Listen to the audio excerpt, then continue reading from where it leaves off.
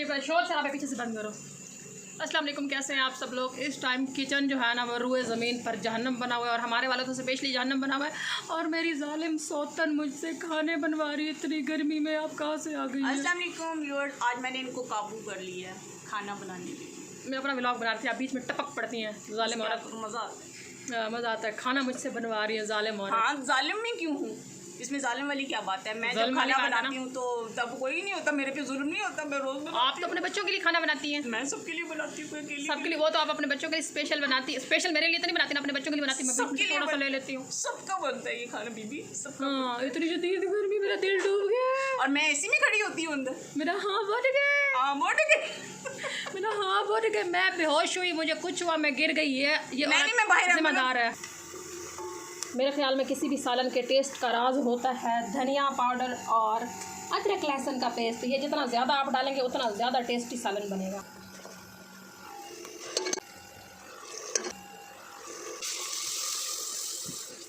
आजकल प्याज गलते ही नहीं है। ये मैंने सुना कोई रूस से प्याज आए हुए हैं। बहरहाल जब इस स्टेप पे जब पानी डालता है ना तो खुशबू जो है ना वो पूरे मोहल्ले में जाती है और आपका मोहल्ले में डंका बज जाता है कि आप बहुत अच्छी कुकिंग करती हैं। सुबहान अल्लाह, क्या महक है सालन की।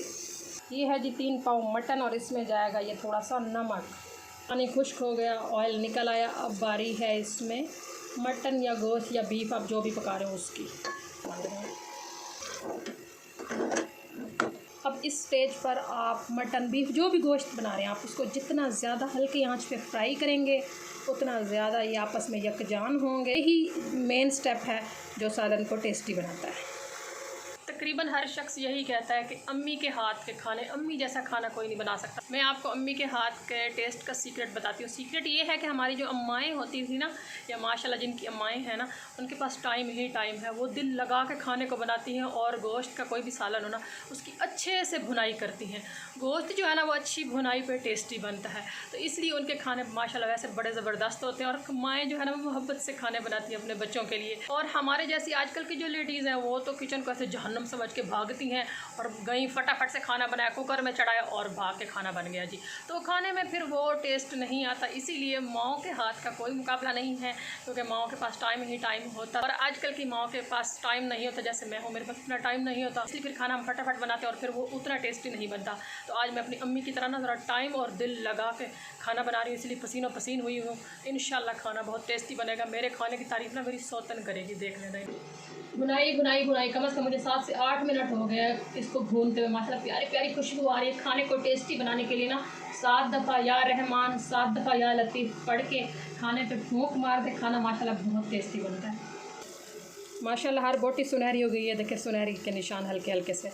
अब इसमें टमाटर डालते हैं, बिल्कुल अच्छे से फ्राई हो गया है। धनिया पाउडर और नमक मैंने पहले डाल दिया था, लाल मिर्च पाउडर और हल्दी अभी डाली है, साथ में पानी डाला है, साथ में टमाटर डाले हैं। जब तक टमाटर गलते हैं पानी खुश्क होता है, इसे थोड़ी देर के लिए ढक देते हैं।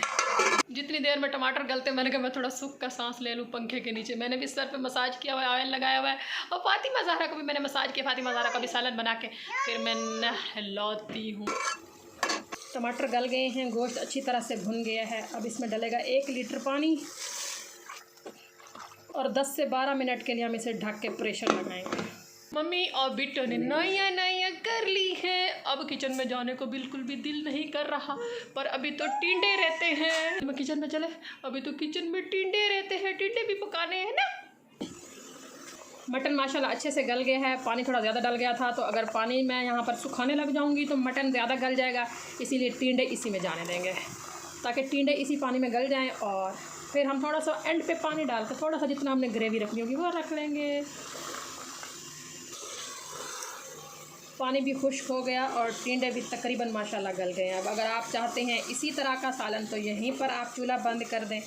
अगर आपने थोड़ी सी मेरी तरह ग्रेवी बनानी है तो फिर इस स्टेज पर डालेगा आप थोड़ा सा पानी, उतना पानी जितने में ग्रेवी बन जाए।